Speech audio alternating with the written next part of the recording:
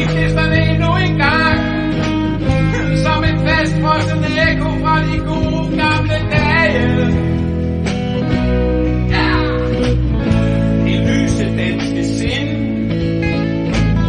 var gået lige så rent og direkte ind. Og det er med at dansker nu en sand landeplage. Ja, i verdens smalleste sag.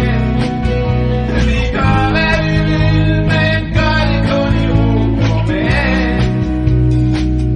For i morgen er der en dag.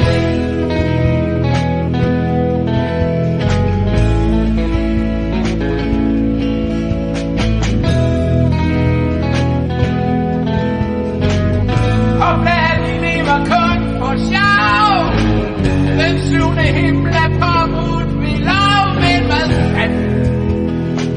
Udsigten her var i nat. Det er den vi før var vant til at